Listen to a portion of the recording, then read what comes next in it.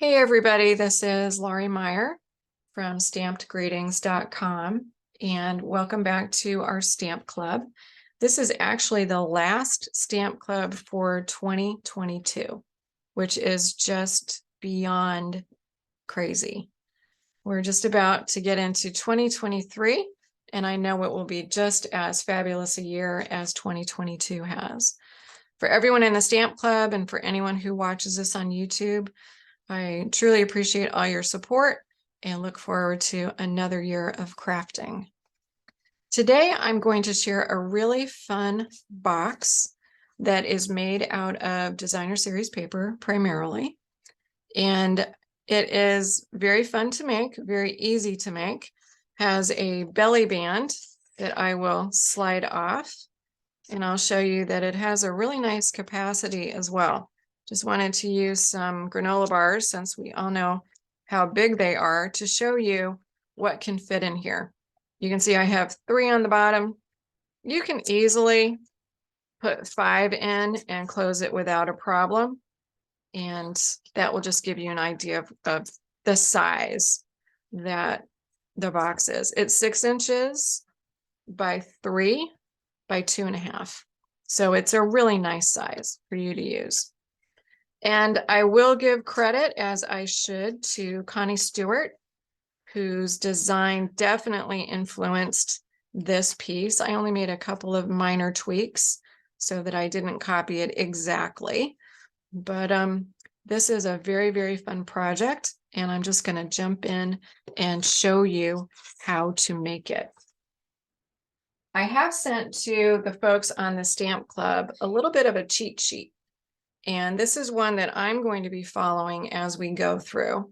And I will also make sure that when I post this, that a copy of this is also included. It will just give you a little bit of a guide so that you know exactly how to cut, score, and do a couple of other things to your piece of designer series paper.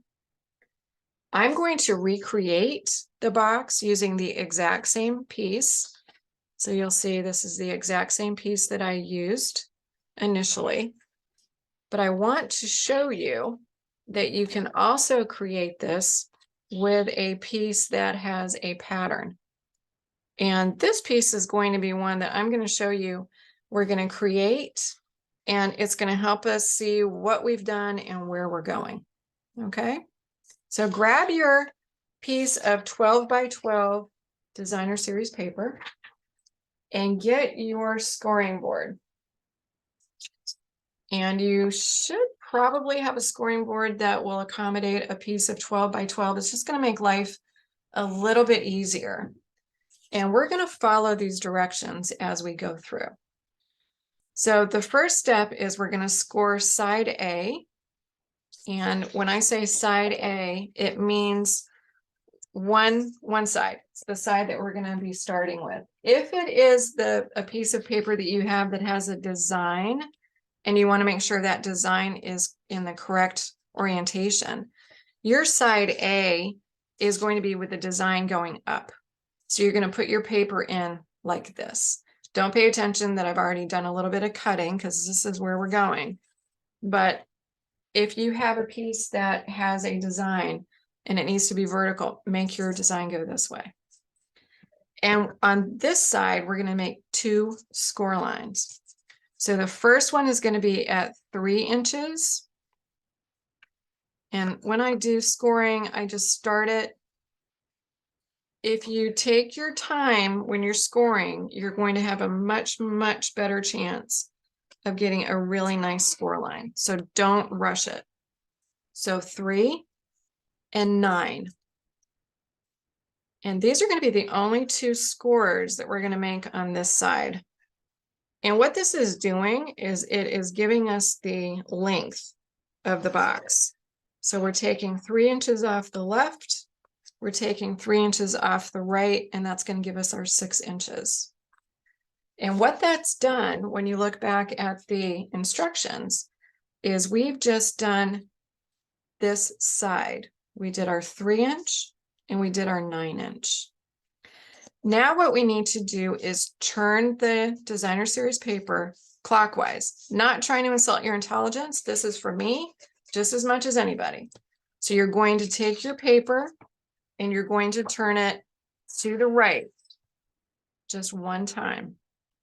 If you have a pattern, your pattern is going to look like this. And again, don't pay attention to where things are cut out. Your pattern is going to be going to the right when you do this next phase. So turn it to the right. And then this time we're going to make 4 score lines. The first one is going to be at 1 inch. This is the part that is going to give us the tab for the lid. So 1 inch, and again, I'm just taking my time, going all the way down. 1 inch, then we're going to go to 3.5. So 3.5 inches. Again, just getting a kind of a good start. Also, if you ever find that your stylus that you use to do your scoring is sticking, rub it in some wax paper, and that will get it so that it doesn't hesitate, and it will give you a nice score line. So we've done 1 inch, we've done 3.5. Now we're going to go to 6.5. So right at 6.5, and we're just going to go straight down. So we've done 3 of our score lines. And then the last one is at 9. So here's number 4. All right, so we've done all of the scoring. So for right now, we will do a little bit more scoring when we get to reinforcing the inside of the box and when we make the belly band. But for right now, you can go ahead and put your scoring board away. And what we did is we turned our paper, and on that second side, we scored at 1, 3.5, 6.5, and 9. Okay. My suggestion is that you take just a few minutes and you burnish your score lines. It's going to make the next part of this a little bit easier.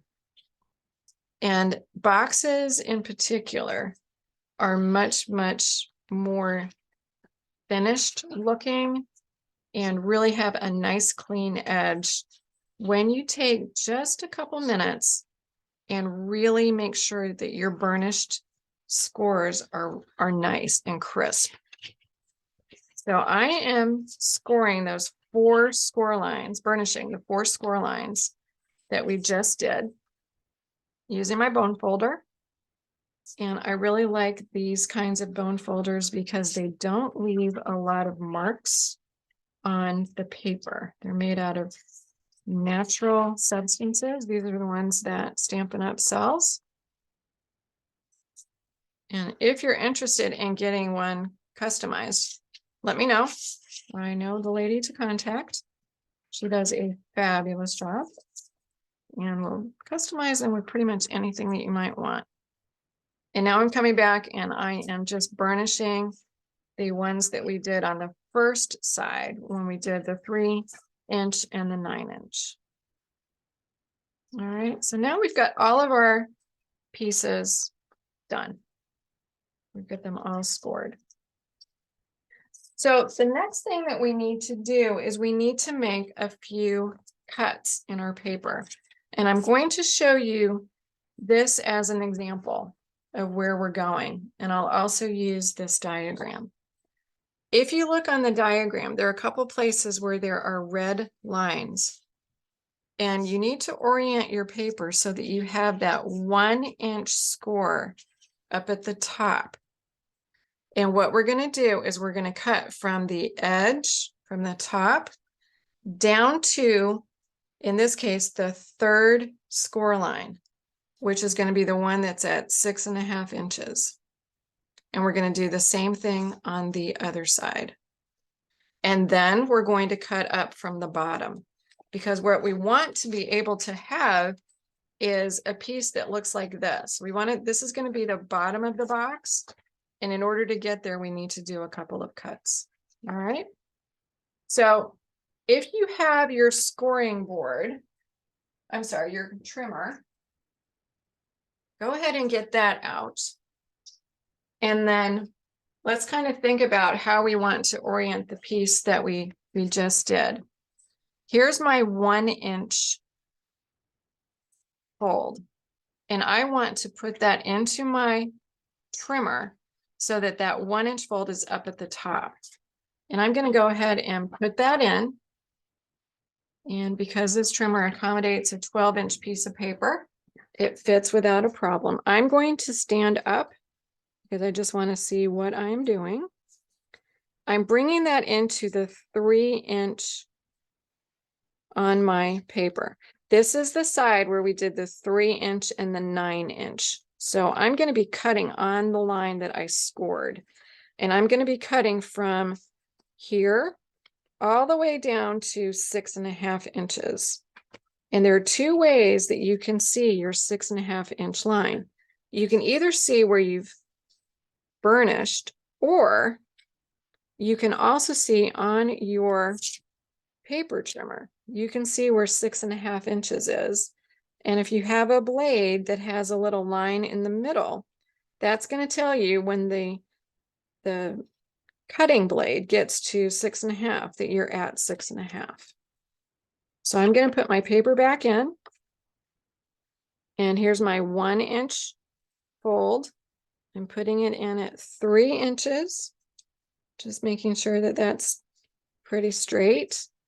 I'm going to bring my blade up to the top, and I'm going to look at my ruler, and I'm going to bring that down to 6.5. So when I line up the middle of the blade against my 6.5, I've cut that down to where the burnish line is. Now I could put this in and cut it by following the burnish, but I'm going to flip this over, completely flip it over to the other side, and I'm going to repeat what I just did. To me, it's easier because I can really make sure that things are lining up. So I just turn the paper completely over, and I'm going to mimic exactly what I did. I'm going to bring that blade.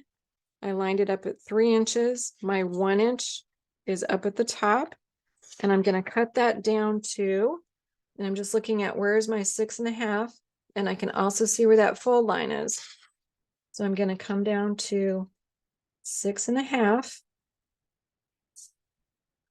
and I have 2 of those cuts done. So let's just check the diagram, and then we're going to do the other cut in just a second. So what we did is we just made these 2 cuts going from the edge down to 6.5. Now I want to go from the bottom to the first burnish and the bottom to the first burnish. So we're going to do that. And I'm just going to flip my paper over, because when I use a paper trimmer, I pull the blade down from the top. Not everybody does that. A lot of people pull the blade or push the blade up from the bottom. It's really whatever works for you. And in this case, you're also going to keep it at 3 inches because we're still dealing with those 2 lines that we scored at 3 inches and 9 inches. And this time, I'm going to bring that down to the 9-inch.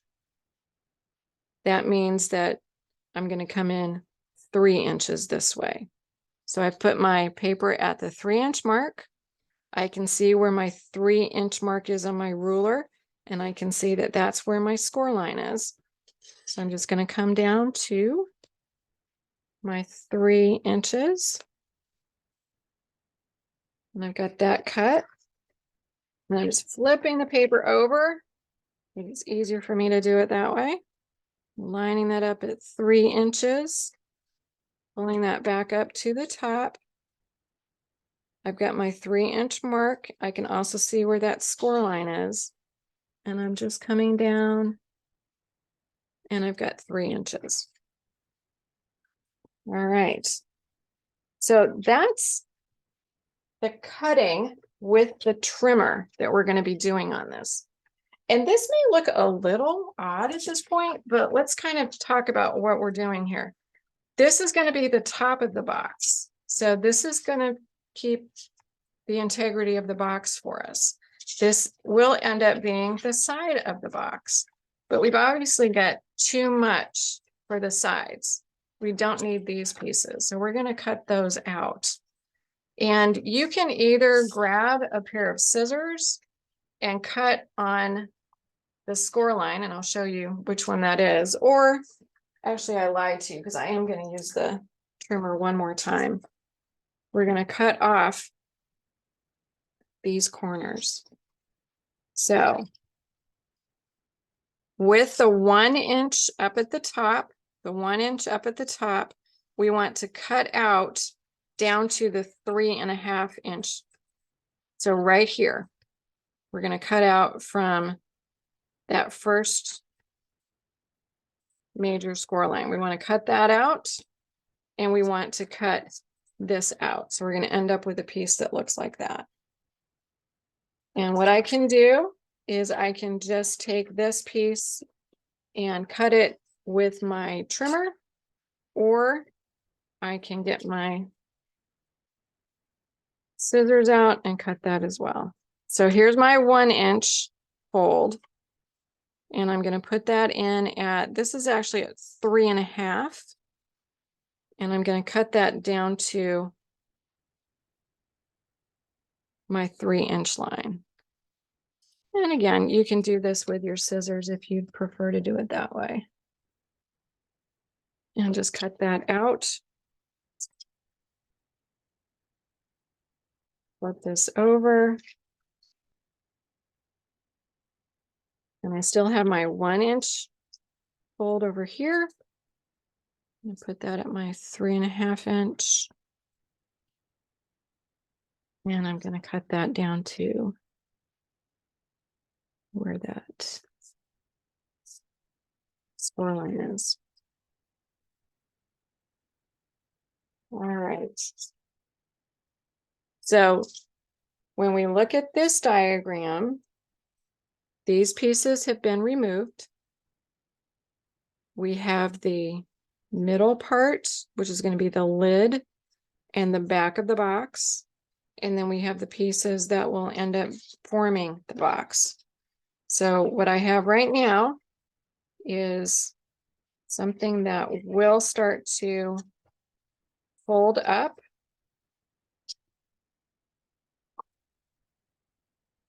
And it will make my box. So that's where we're going. That's how we're going to get to the box. But we need to do a little bit of mitering before we do any of that. And the mitering is also shown on here. And mitering will just give us some really nice clean edges on the box. So the mitering is going to happen on a couple of the flaps. And again, this is the one that has the 1 inch up at the top. So I need to do a little bit of mitering. I need to miter this piece, and I'm going to cut it so it looks like a sliver, kind of like a half a piece of pizza. And then on the other side, I'm going to do the opposite shape. And you can see in the diagram how that's going to work. For that, just grab a pair of scissors. It's much, much easier. You don't need to be precise.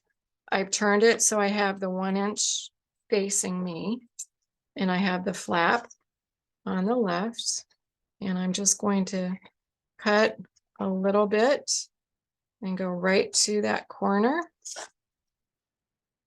The pieces do not have to be the same size, so don't get crazy about making each one the exact same angle.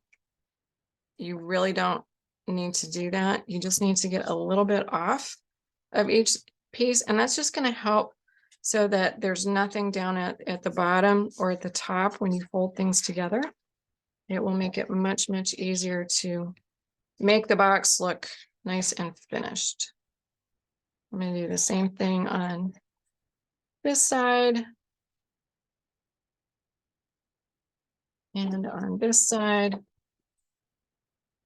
maybe a little bit of gymnastics as far as being able to hold the paper and cut, which is why you don't need to worry whether you're getting the same shape or not. Then I'm going to flip it over. So I just mitered these two. Now I flipped it over. The 1 inch is up at the top. And I'm going to miter the ones at the bottom as well. Just coming into the first score line on each of these. This time of year, it's really nice to have a box design that you can go to. I've got some baked goods that I'll be making over the next couple of days. I mentioned in an email to the group that I've got a really good shortbread recipe.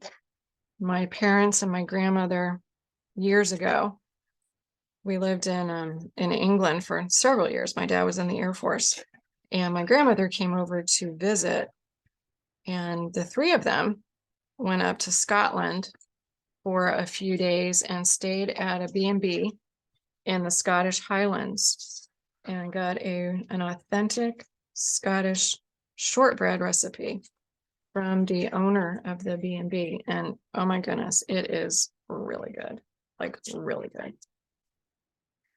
We're almost ready to get the box put together, but there is an option, and I will show you what I'm going to do for that option on the box that I made as an example. Right now, if I put the box together, the corners of the flap on the front would be squared. And I wanted them to have just a little bit more of a finished look. So I got out, this is an old product, but I did use it. I got out my corner rounder punch. And what I'm going to do, this is the piece that came from the 1 inch fold. I'm going to put that into my corner rounder. And this is optional. You can use it or not. And we'll talk about some other ways to finish the box in different ways where you wouldn't necessarily need a corner rounder. And now I am ready to put this together. So now what we're going to end up doing is we're going to adhere the front of the box, which is this part first. Then we're going to adhere the back of the box. And we're going to have a nice sturdy box to work with. Where we want to put our glue is going to be on the front of these flaps. And I'm starting, so I've got the 1 inch piece up at the top. I've got my flaps, and I'm got those folded down. And I'm going to use liquid glue. I really recommend that when you're doing something like this, where you may want to reorient how the pieces, how the sides are coming together, that you use liquid glue. It will give you a little bit of grace to get your pieces where you want them. And all I'm doing here is I am getting the corners lined up. So making sure that they look straight when I have that glue on. And I still have a little bit of an opportunity to move that around if I want to, because it's liquid.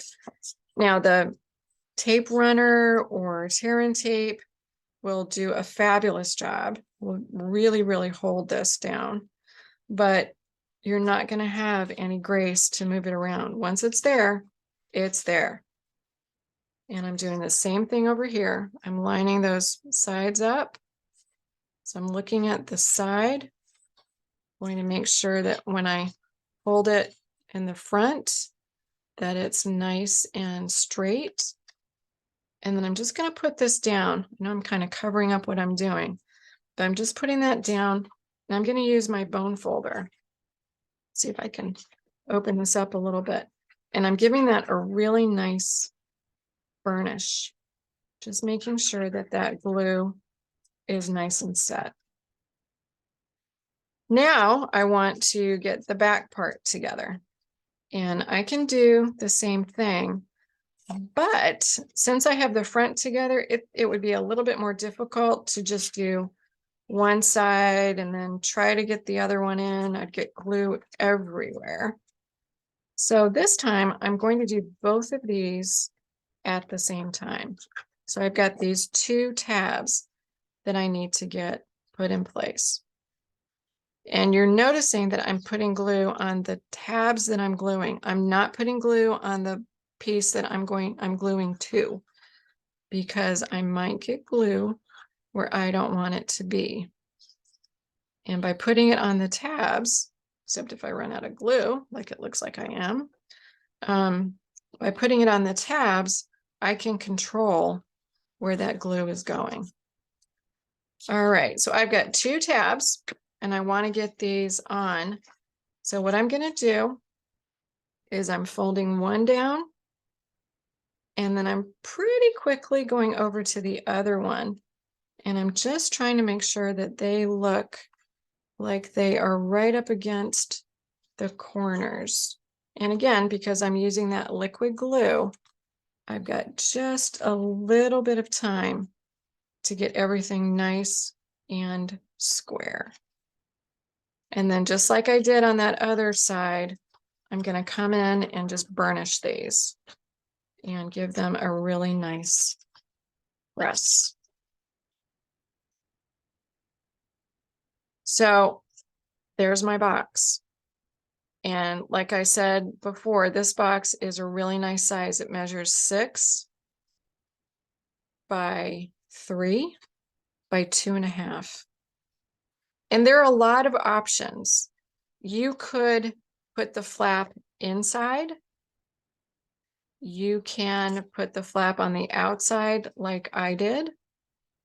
To close the box, you can make a belly band, and I'm going to show you how to do that. You can also use a magnet or Velcro or a ribbon, tie your ribbon all the way around. There are a lot of different ways that you can actually close your box, and I'll show you one way in just a minute. There are also some ways that you can reinforce this box. I mean, this is made out of designer series paper. It's fairly sturdy. This would work for tea bags or maybe some cookies.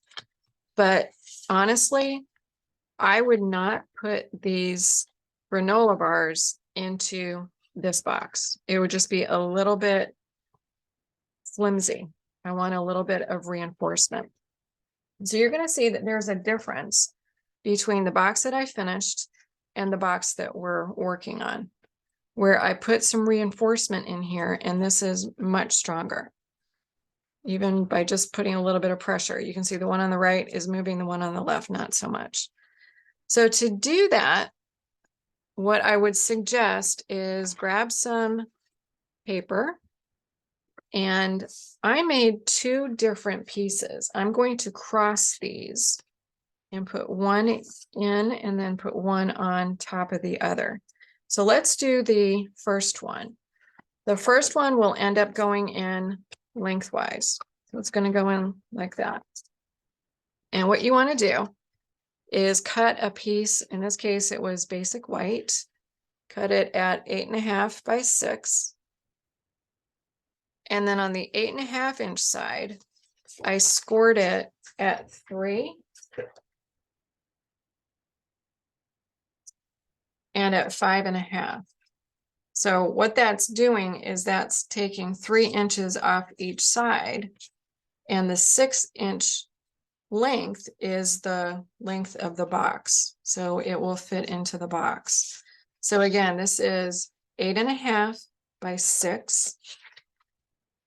And then it's scored on the 8.5 inch side at 3 and 5.5. I decided that I wanted to trim it a little bit because it was a little too high in the box. Let me show you. It was just easier to start with 8.5 by 6 because you have an 8.5 by 6 piece of paper.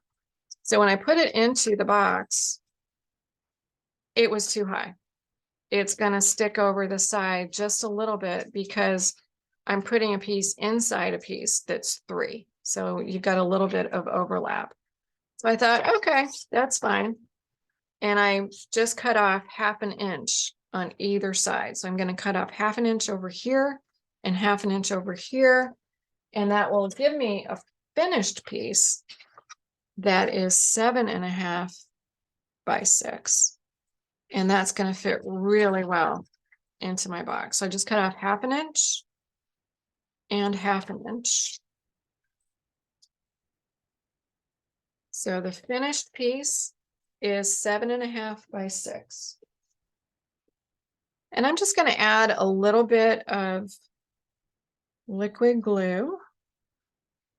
No one's ever going to see my handwriting because it's going to be on the bottom, to the bottom of the middle piece, and bring that back in. I'm just going to slide that piece in, and just with my fingers kind of push that down to make sure that it's nice and settled in there. And then I do want these sides to adhere. So I'm just going to add a little bit of glue, not a lot, doesn't take a lot. And I'm putting that right up at the top of that piece. And I'm just going to adhere that. And I'll give that a nice little burnish with my hand as well. And I'll do the same thing on this side. So just one kind of line, and you don't need a lot. And I'll go ahead and put that on. All right, so we've got a reinforcement that is going behind and in front of the box. And now if we do another piece and go lengthwise, we're going to get additional reinforcement, and it's just going to protect the box and give it some more stability. Now, you may like it like this. You may be fine with that depending upon what you're putting in there. I just wanted to give it a little bit more. So what I did is I cut a piece to 11 by 2.5, and I scored it at 2.5 and 8.5, or really 2.5 in from either side. And I'm going to fit this first. This one you want to fit. You want to make sure that it's going to fit in okay, and you may need to do a little trimming because we're starting to layer in a lot of pieces.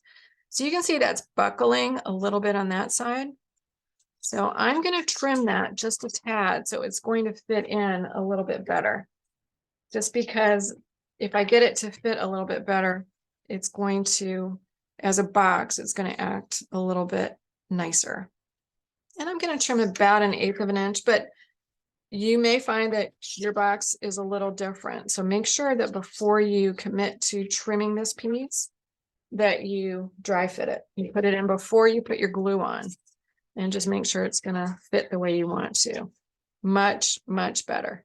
So that's not buckling at all. So now I can add a little bit of glue to the bottom of this. And I'm doing this the same way. Just going to add that adhesive on the bottom. And I will push that right down, right into the bottom. And make sure that the edges are nice and tucked into the corner. I do want each of the sides to also be adhered. Little bit of glue at the top. Go ahead and burnish that. And then on the other end, a little bit of glue. I think I need new Tombow. A little bit of glue there, and go ahead and put that on the side of the box. And I know you can't feel this, but trust me, that box is much, much more substantial now. And having those pieces going against each other will give you that much more stability. Now you can also, if you want, reinforce the top of your box. I'm not going to go to that because I like the decoration and I don't need it. I'm putting pieces in the bottom, so I think I'll be okay. So the way I finished my box off is I built a belly band, and I'm going to show you how to do that. And it's definitely not difficult. You're going to start with a piece of white paper. And, well, in my case, white. It really is whatever color you would like it to be. It is 11 inches by 2 inches, or whatever width you want. And it's really up to you. And that width could be the aesthetic of how it looks to you. If you want it larger, if you want it smaller. It could also be dependent upon the stamps. If you choose to stamp on your belly band, how wide they are. So take into consideration what size you want that to be in terms of width. But regardless of the width, you're going to want to make it 11 inches long and then whatever width you would like.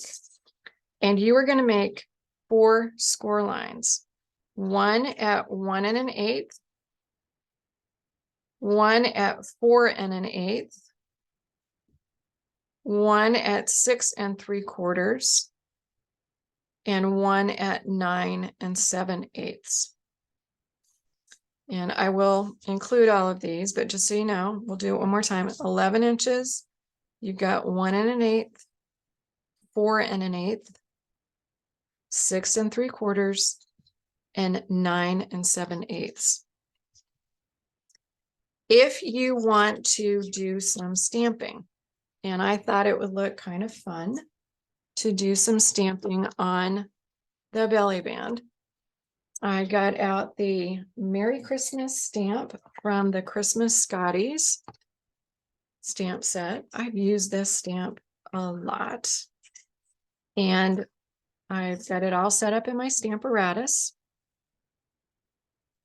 I can stamp this after I have the belly band together, but it's a little bit easier if you do it beforehand. And the way that I put my stamps together was, here's my first crease, my first score line. And I want to have my stamp right underneath that score line. So I purposely put my sentiment right underneath that first score line. And then because I'm using a Stamparatus, I can walk that sentiment down, stamp, and stamp again. That is one of the most brilliant things that I find with the Stamparatus. I know there are other products on the market that allow us to stamp multiple times, but the Stamparatus definitely has the advantage of being able to stamp in a straight line, or you can also put your stamps so you can do them vertically as well. All right. So I'm just going to do one side of this, and I used a couple of colors. I used the garden green for my top and bottom Merry Christmases, and then I used the Pear Pizzazz for the one in the middle. I did cheat, and I looked at the colors that were in the designer series paper that I chose to use because I did want to match those. Now I'm going to walk this down twice because I want to have my final one in the garden green.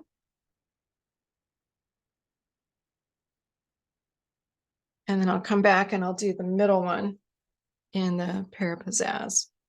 And I keep getting scraps all over. They keep clinging to my photopolymer stamps. But this is a pretty quick way to add a little bit of interest to a belly band. And we all know there are many, many ways to make a belly band. I could have made this out of designer series paper. I could have made it out of color cardstock.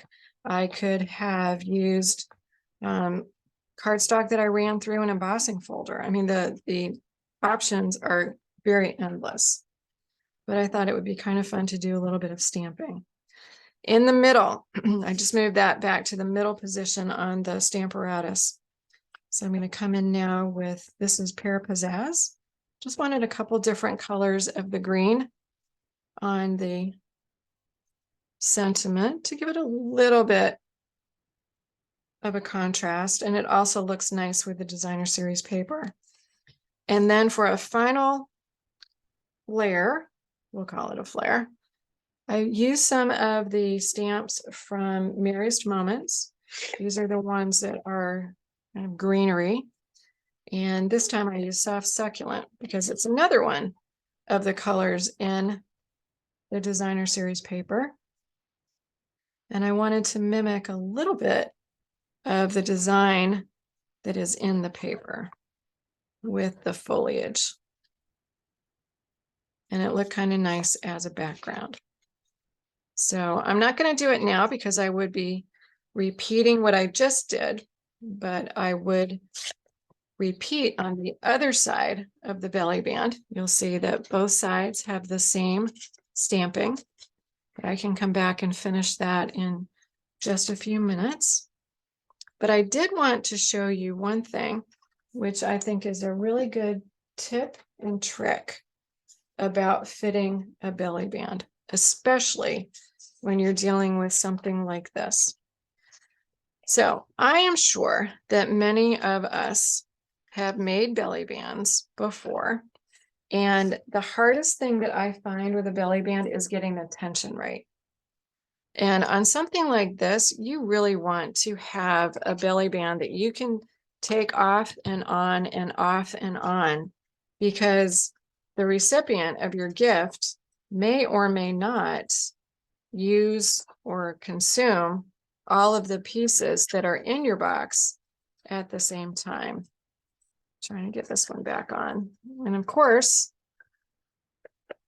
having a little issue with that. So with a belly band, you need to be able to move it, but it doesn't need to be loose. So here's my tip. For something like this, I don't want to commit to adhering this until I know it is going to be okay. And I've got a little bit of a gap. 11 inches doesn't go all the way around.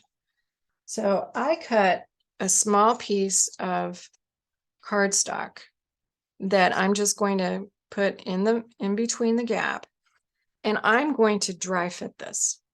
And what that means is I'm not really adhering this. I'm going to use some Scotch tape, and I'm just going to attach that piece of paper so it's not going to move, and it's going to give me an opportunity to figure out exactly how tight I need that belly band to be. So I'm just adding this tape, and that's going to hold my belly band. I can already tell that's too tight. It is not moving well. It would not go back on very well at all. So with tape, here's what I can do. I can deconstruct this without breaking anything. I can actually take that tape off, and now I have another opportunity to figure out how much tension. Go with less than more, and you'll figure it out. You'll figure out where you need to be. And I think that might be, that's still too tight. That is still too tight. So I'm gonna, again, I still have some grace here. I can still figure out how loose or how tight I want it to be. All right, we're getting there. There we go. Much better. It's moving much better. Now the real test, before you absolutely commit, take the belly band off and see if you can get it back on. If you can get it back on and you can move it, you're good. So it's definitely a great way to make sure that it works before you absolutely start adhering things and then it's too late to deconstruct. To finish the belly band, what I did is I wanted to add just a little bit of decoration on the top. And this is where you can go crazy or you can go simple. It is completely up to you. And you're going to be shocked because I never use these dies. I use them all the time. I decided to make just a very, very simple top for this. And you can see there are two die cuts. One is from a larger die in the rectangles stitched dies. I use these all the time, as you know. So I just picked out two that work together really well. And I cut one out in a basic white. And then I used another that gave me a little bit of color, and I put that right on the top. And the colors that I chose were ones that I thought worked really well with the designer series paper. And I wanted to pull out some of that color just to add a little bit of continuity with the designer series paper. So to finish off the belly band, and I'm not going to do this because I can pretty much explain what I did and it's pretty obvious. I adhered the smaller of the two rectangles to the larger, and then I adhered both of those to my belly band. And I used Tombow so that I could get things as centered as I wanted to.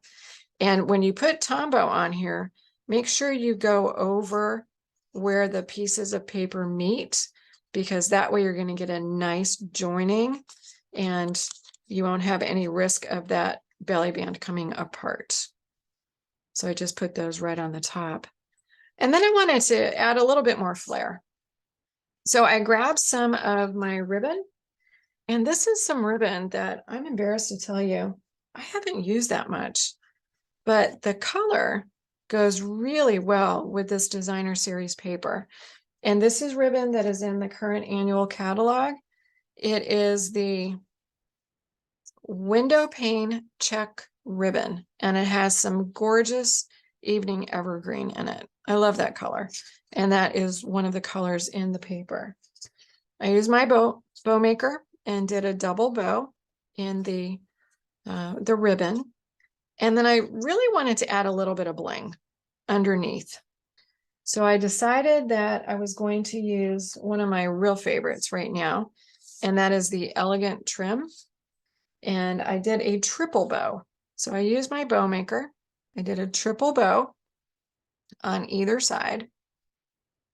And then I put the silver underneath the ribbon, and I used some of my crystal effects to adhere those directly onto the belly band. And what's really cool, I think, is the silver is underneath and it kind of spreads out. So you can see some of the silver. The fact that it's wrapping around some of the curls, or I can make it wrap around if I wanted to. It just adds a really fun elegance to the top. There are infinite ways to do this. You could put more embellishments. You could run these through an embossing folder and give it some texture. You could bring in a design of designer series paper that goes really well with the pattern that you've used on your box. And you could add just a little bit of contrast to that. So I hope you've enjoyed this box. I hope you will make some of these. I think they're perfect size. They're really substantial, and they make a great box for a gift, not only for Christmas, but for any occasion. So please use the outline with the different sizes, the instructions on where to put the different measurements for your score lines, your mitering, your cutting. And I know you will create some beautiful, beautiful boxes. And you'll also find many, many options of what you can put into the box. So enjoy, and Happy New Year, Merry Christmas, and see you in 2023.